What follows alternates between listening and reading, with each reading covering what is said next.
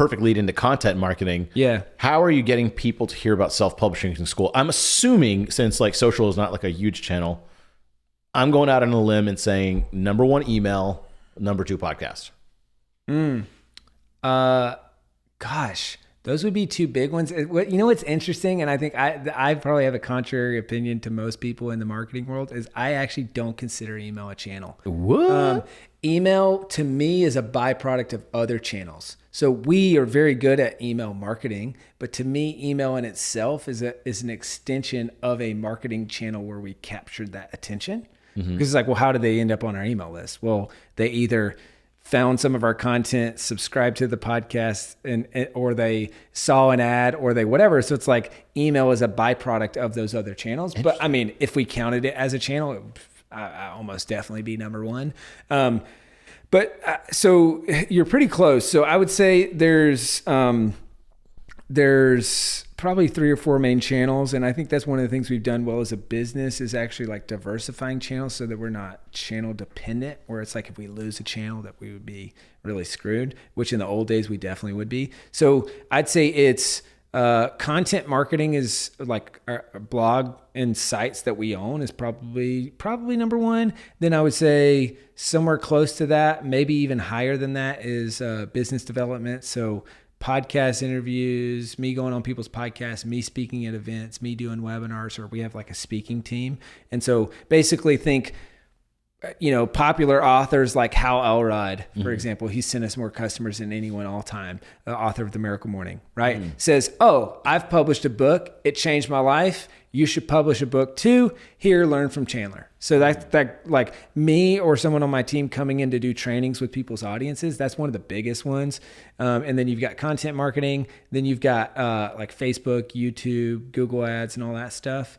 And then there's a bunch of other random stuff that I would bucket in content marketing. But we also own selfpublishing.com, which is we've built into a decent size site, and then a decent amount of sites that I won't say, but that are in the space. So basically, if anyone Googles anything about writing and publishing a book, they're probably landing on one of our sites. I mean, I think you're like number 1 for a lot of those major keywords, those big hefty keywords. A lot. And I mean, now it's, we'll be 2 out of the top 5 or 3 out of the top 5. And so people. Well, also like your videos will show up. Your images will show up, exactly, and your listings will show up. So multiple. So you're kind of dominating as part of the search engine. Yeah, and nice. It's vertical SEO, right? And even inside of Amazon, people getting my books, like that's what I would consider that within a content marketing channel and all that stuff. So of all those channels y'all are using, like video, Twitter, YouTube, podcast, it sounds like YouTube and like podcasts are like pretty big. So podcasts typically tend to move the needle for selling books, right? Yeah. Oh, definitely. But every podcast has like just tons of authors on all the time. Oh, yeah. I think that's well established that yes. podcasts sell books. Oh, yeah. That's still the case? Oh, no doubt. And it used to be that people did book tours, but now they do podcast tours. And I would call that a virtual book tour, right? Yeah. We're just going on a bunch of podcasts. And that's pretty common now because who's buying books? People who are listening to podcasts, who are trying to better themselves. Oh, so there's a lot of crossover. Right? There's just so much correlation. It's like if I'm the type of person that listens to a podcast, I'm also probably the type of person that buys books, especially self-help or business or whatever the topic of the podcast is. So podcasts definitely move books. And in the same vein, this is why we brought the podcast back and the YouTube channel and made that a focus, is because, gosh, a year and a half ago maybe, it was just a random Monday, and it was like, in the course of the last 24 hours, it was like $10,000 or $15,000 worth of sales, and from the podcast. And it was the last 2 or 3 sales that we had. It's like, what in the world? Like, people were. I forgot that the podcast was out there because I just had backlog of like 50 something episodes, and so I went and looked. I'm like, hold up, this thing's still getting like 2,000 or 3,000 downloads a month. And it brought us our last 2 or 3 sales. Like, what are we doing? Why don't we just bring this back? And for me, it's a Trojan horse to like go build new relationships. And so it's like, I'll bring someone on the podcast. They're like, oh, wow, I'd never even heard about self-publishing school. You guys are legit. I get asked about how to write books all the time. You want to come and do a training with my people? It's like, cool. Yeah, sounds good. So it's like just building new relationships and bringing in and it's just cool. That's fun. It's fun. Yeah, this is fun. Yeah. That's so. I'd say, what about the YouTube channel? Would you say the same thing, that people who read books watch the YouTube channel? A little different. Sorry, anyone who's watching this on YouTube. A little different. Chandler's saying you're an idiot.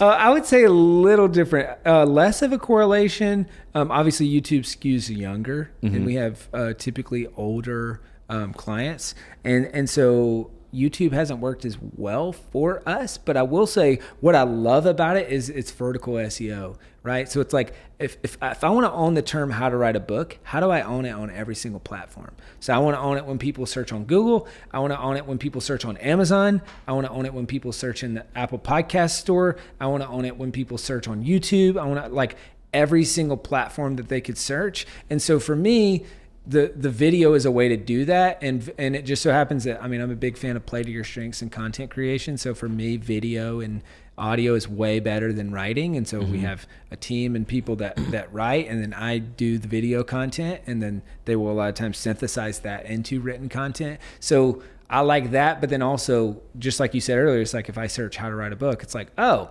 there's Chandler's video on how to write a book. There's the Self-Publishing School's post on how to write a book. There's selfpublishing.com's post on how to write a book. And then there's Chandler's TEDx talk on how to write a book. It's like, boom.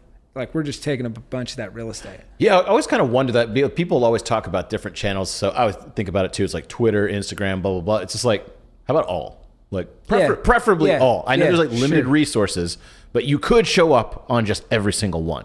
Yeah.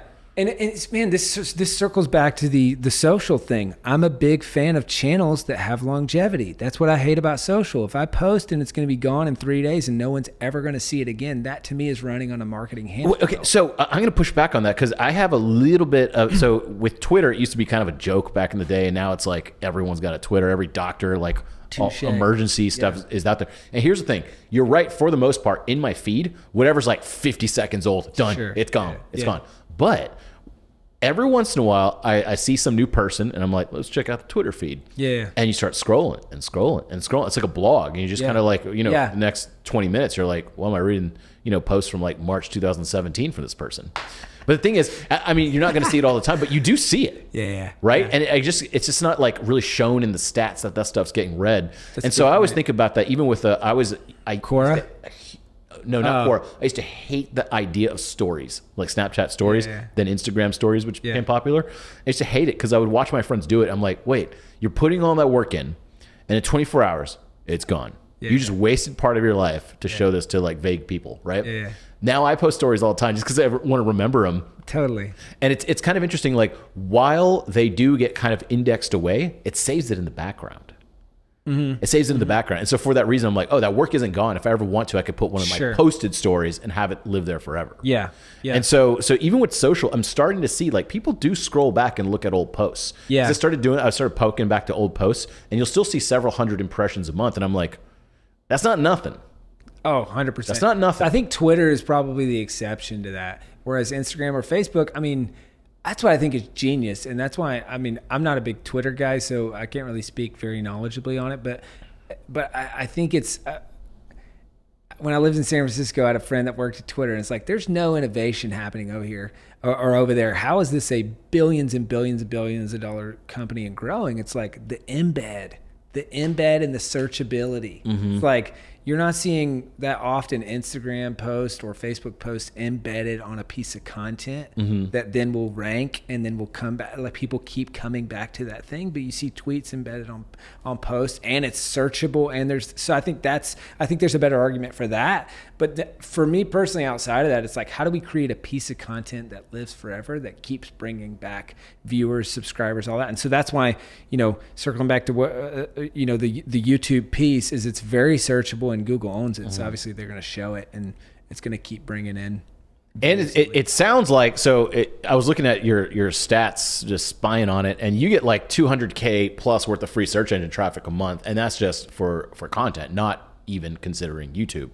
Oh, no doubt. Which would probably make that number even bigger. No doubt. I'm assuming you get a ton of email signups from like those big hefty articles. Like I'm assuming how to self-publish a book is probably a big one. Yeah. I looked at the traffic stats. It's pretty nuts on some of those. Yeah. So I'm assuming you made a lot of your emails and stuff from just like single posts like that you probably wrote a couple years ago and refresh every once in a while, right? Oh gosh, thousands and thousands and thousands of leads a month. Wild. I mean, yeah, maybe north of 10 to 15,000 leads a month, off of content stuff. Yeah. Damn. That, so, I mean, content still definitely works.